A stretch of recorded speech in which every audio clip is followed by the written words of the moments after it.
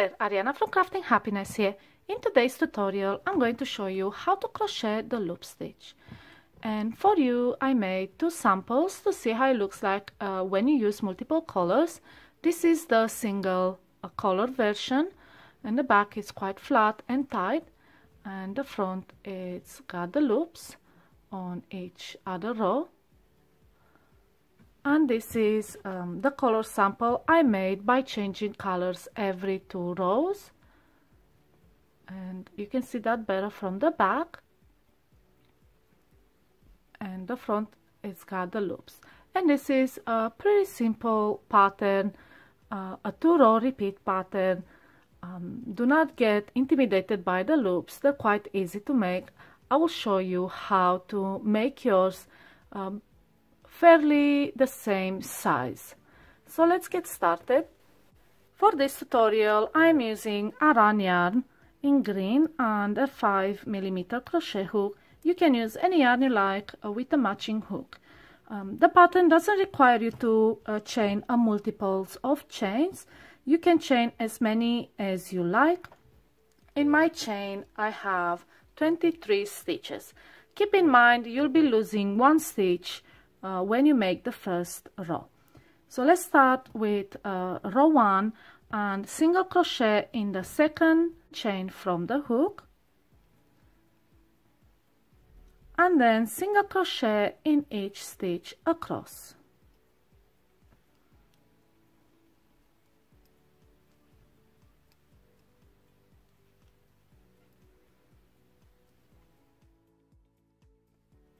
And this is your first row, just a simple row of single crochet stitches. And now on the second row we will start making our loops. So chain 1, this doesn't count as a stitch, and turn. And I'm making the first stitch without a loop because I like to have some sort of border like you see here. So the first stitch is not a loop. If you want to skip this, it's absolutely fine, but I recommend you not starting the loop from the very first stitch.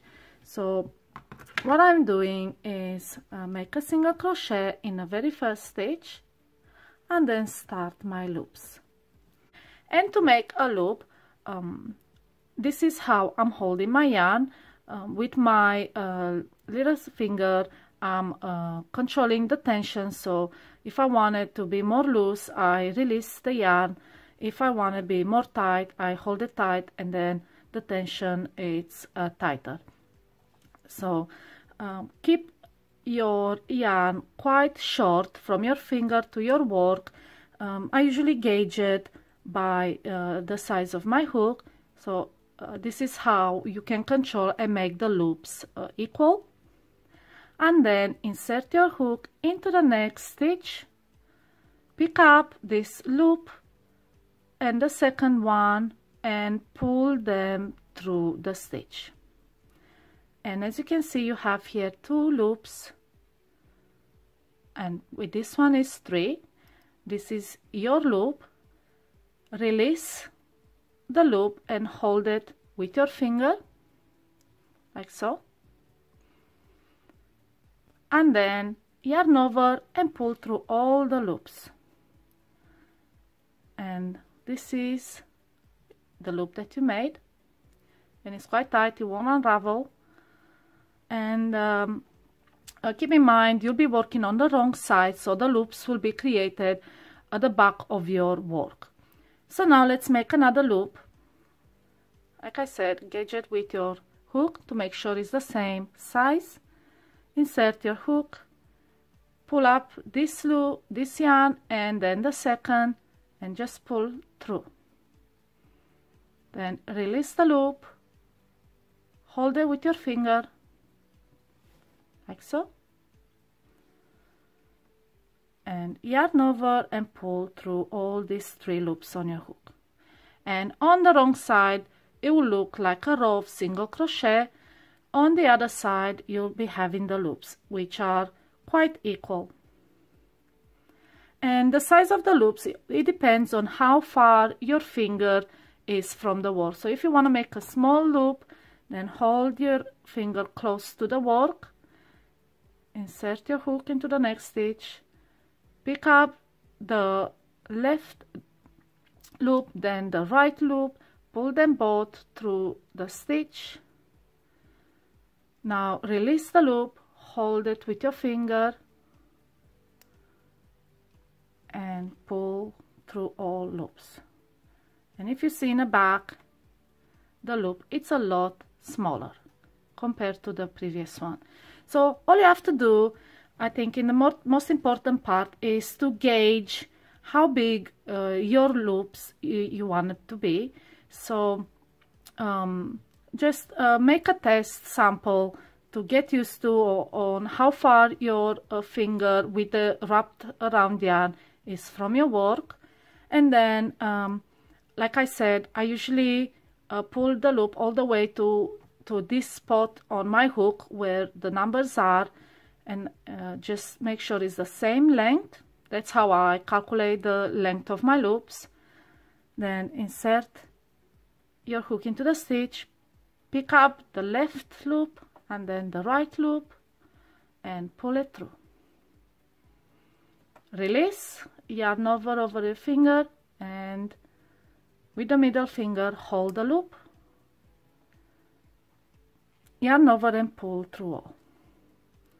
And as you can see now, again, this loop is equal to this. So let's make a few.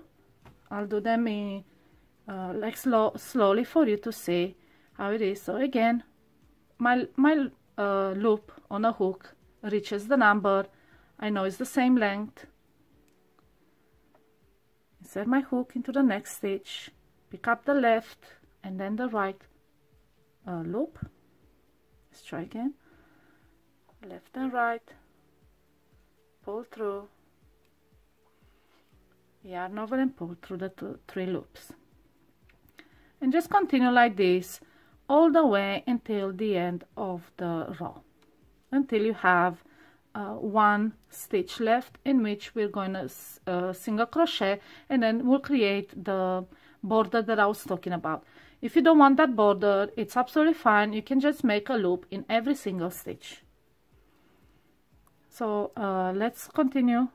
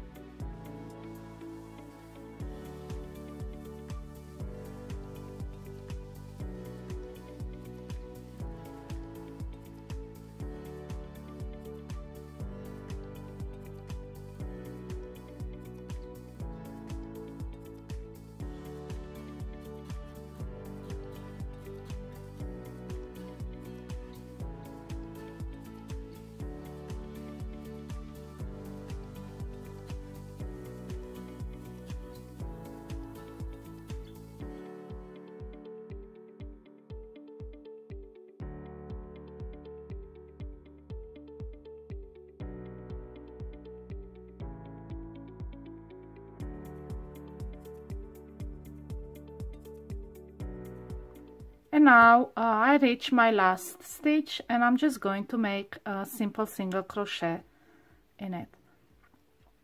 And this is your second row, and this is the back of it. This is the wrong side, and the loops are on the other side, and this is how it looks like that. and if you pull them, they will not unravel because we cut them when we pull through all the 3 stitches. So they will be the same size, and it will not pull on the other side. They will just stay like that, secured. Alright, so now our 3rd row is just another single crochet row. So chain 1 doesn't count as a stitch, and then starting from the 1st stitch, we are going to make a single crochet in each all the way until the end of the row. Alright, so we completed the 3rd row. This is how it looks like. And now we are going to chain 1 and turn and start our 3rd row, which is a row of loops. And again, single crochet in the very 1st stitch, and then we'll start making our loops. So again, as you can see, my yarn is where it meets the numbers. You can make any kind of measuring. You can put a tape on your hook if you don't have the same design, just to make sure you have the same length from your finger to your work, and that way your loops will be the same size. So if you don't have a hook like mine, just put some tape over it so you know where to measure your yarn. Mine is quite easy because I have this part here. So now let's start making the 1st loop in this row. Like I said, you insert the hook, pull, grab the left and then the right yarn, and then yarn over your finger, and with the middle finger hold this loop away, yarn over and pull through all the loops, and then move on to the next one.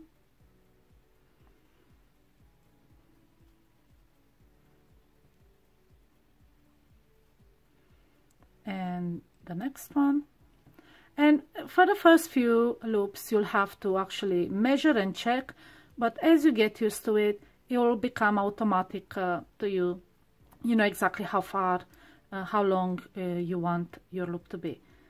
So as I was working on a baby blanket made with loop stitch, after a few rows I didn't even look, I didn't even think how far my finger is from the work. It just becomes natural after a while.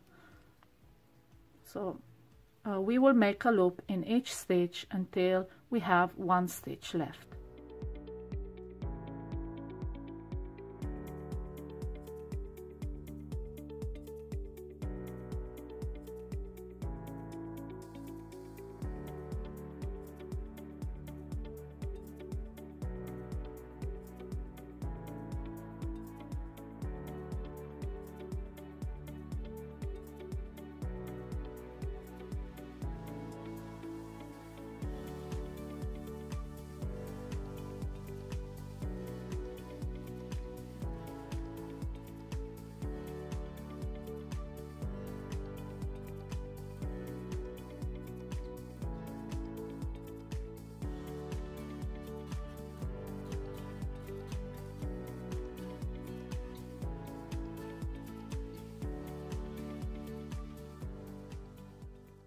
Okay, so now I finish working in each stitch. I have 1 stitch left, and I'll make my single crochet, my simple single crochet, and we are done with row 4.